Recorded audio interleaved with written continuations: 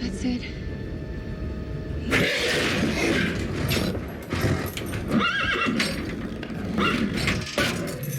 It's okay. Calm down.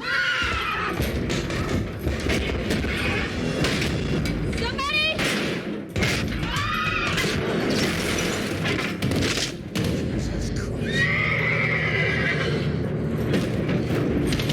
Somebody help!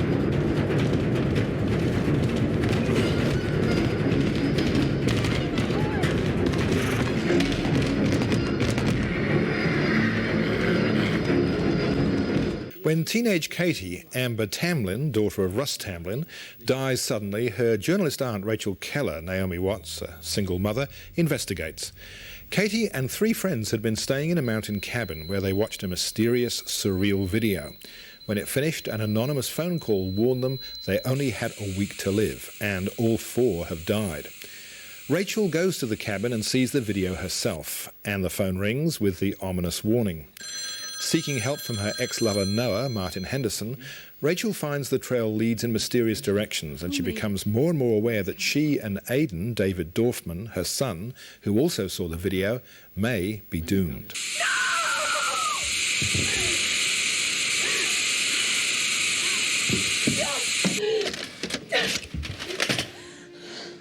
Why, baby? Why? Why? I couldn't sleep.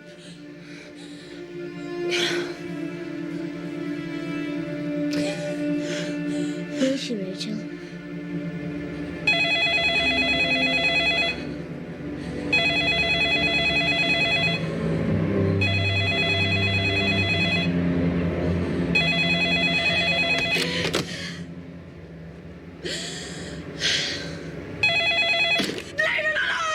This is a Hollywood remake of the Japanese thriller of 1998, which was such a hit it spawned a sequel and a prequel. The original has been skillfully adapted by writer Aaron Kruger and directed by Gore Verbinski. Gore seems an appropriate name for a director of a horror film. And there's quite a bit of creepy horror in The Ring, even if the plot basically is a rather silly one.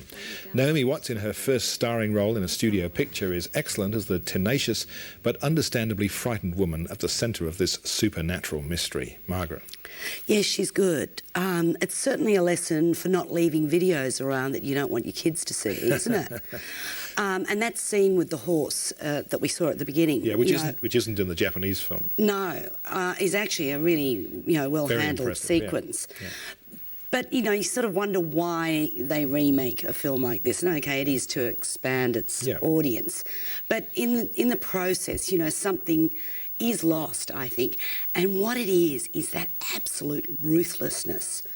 It's a no-mercy film, isn't it, the Japanese one? Well, the Japanese film is darker and yes. It's much more discomforting in a funny sort of way. Even though this one is scary, it's sort of Hollywood scary.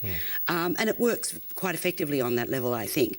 But there's something about the Japanese one where you walk out into the world afterwards and it sort of like doesn't look like such a comfortable place anymore. Interesting, the 2 lead actors are both from Down Under, because Martin Henderson's a Kiwi, eh?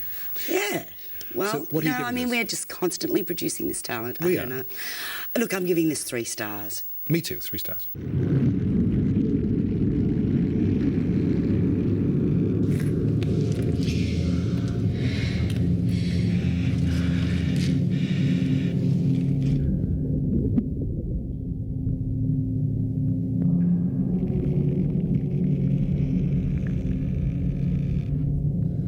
I think she's down there.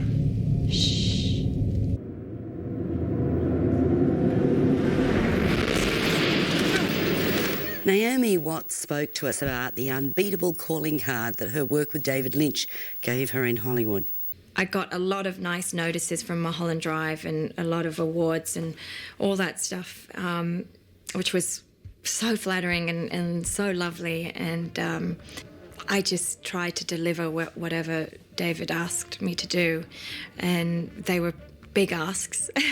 and I had to do some things that were pretty humiliating, and then other things when I was playing Betty where I felt so over the top with being, Miss Little Nice Girl, Miss Perfect Nice Girl. I felt like this could possibly be the worst performance to reach the cinema.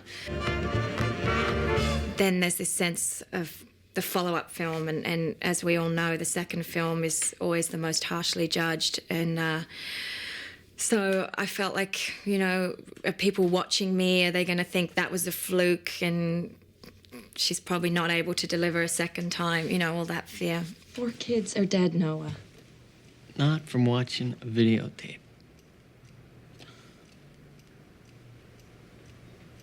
Oh, show it to me.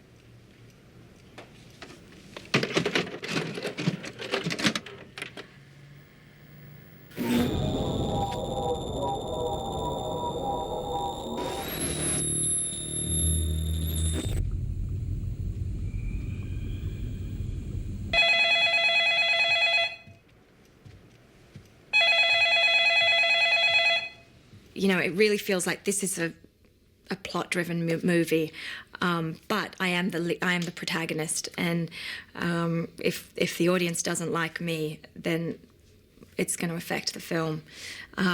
So I did feel, you know, that onus of, you know, how do I get this perfectly right? How do you play the beats? And chronologically, obviously, you never shoot in order, and you know, it was really a matter of exchanging trust between myself and the director. Would you say that I'm gullible? No, Easily rattled? definitely not. Well, you're a little highly strung, maybe. You ain't much of a dresser. Who made it? Where'd it come from? Australians are not afraid to take their work seriously. I mean, we have government-run drama schools, and we are encouraged to, you know, dedicate ourselves to something we love, our art.